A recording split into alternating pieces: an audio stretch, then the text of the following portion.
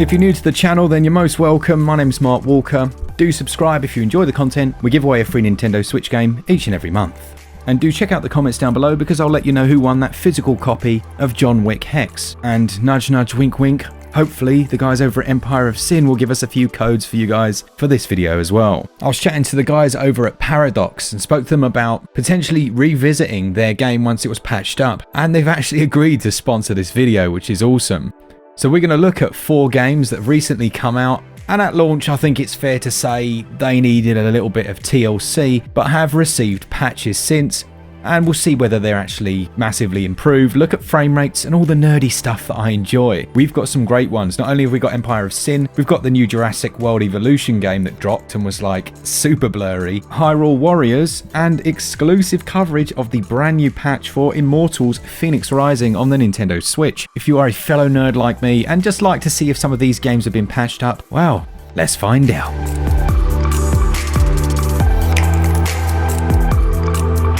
First up then, let's look at Empire of Sin. And at launch, it's fair to say that this had its fair share of issues when it came to visuals. I really enjoyed the game overall. It could have done with a few little tweaks, but its dynamic resolution scaling veered on the scaling side.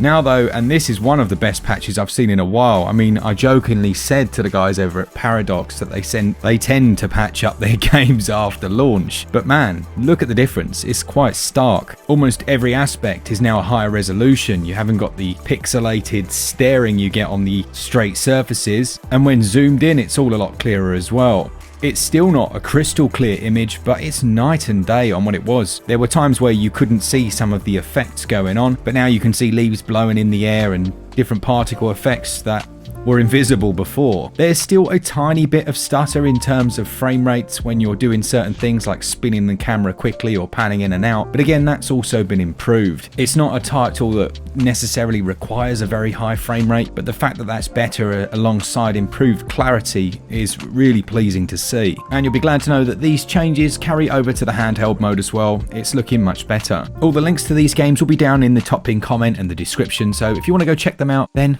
well, go check them out. I'll also put our review of this one down below if you want to go and get the full story. But very glad and slightly relieved that it looks better. Can you imagine if I was doing a sponsored video and I was like, yeah, they've patched it. It doesn't look great.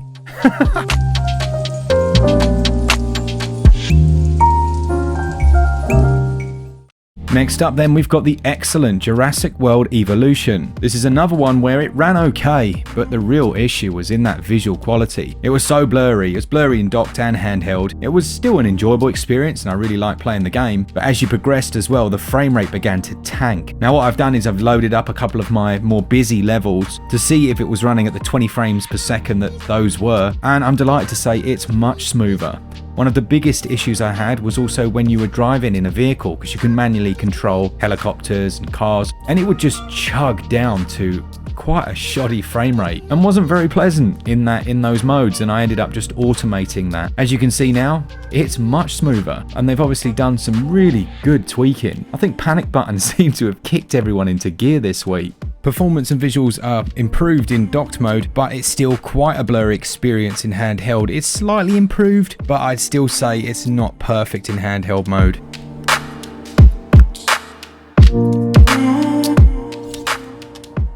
Now, Hyrule Warriors only saw really the day 1 patch, so it's on 1.01. It still hasn't seen another major patch, but I played the demo initially and that was pretty bad. There are a lot of drops in frame rates, so I thought I'd check it out just to see if day 1 had improved those. I have to say it's pretty much the same. The resolution's running at a nice, almost native by the looks of it, but the main issue I had was when you pulled off a special move, the frame rate would tank down, or whenever there was any kind of particle effect on screen, like opening a chest or slowing down time, you'd suddenly see this huge tank in frame rate.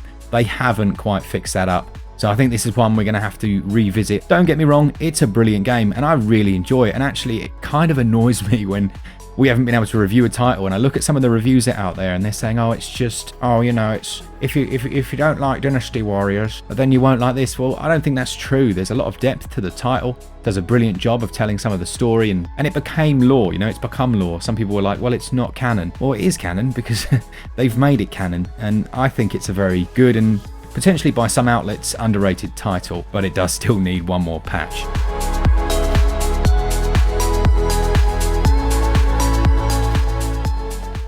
Last but not least then, and a really nice surprise, one I mentioned in the review last week, we've got Immortals Fenyx Rising, which I loved. I really thought it was much better than the Zelda clone it was pegged to be. I love the Greek mythology in it, I like the character design, I know it's not for everyone, but the storytelling was brilliant. One aspect I didn't love were the visuals. Now they scored the lowest section of any of the review, and as you know it received kind of a patch, but the patch was late for me and then not late for others, and it improved the experience, but it still wasn't perfect. This latest patch, my goodness, it looks so much cleaner. That's the main thing it looks like they've done, is really brought up the clarity of the image when you're playing in docked mode. Now I play on a projector, so it's like a 150-inch screen. That's not like a brag because it's a rubbish projector, but you really can see when there's a low resolution, and it looks a lot clearer, and I'm sure from these images you can see that as well. They've brought in some of the detail that they've taken away, particularly when it came down to some of those textures and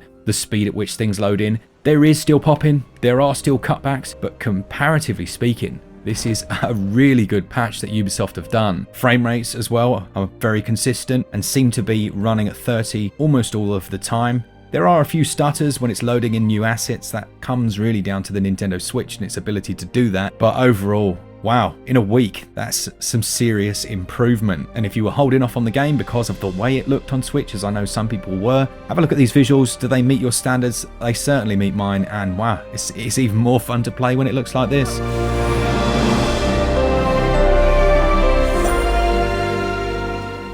That's it for this week's episode, or this episode of All Patched Up. Let me know down in the comments, do you like these types of videos? As I say, I am a bit of a nerd.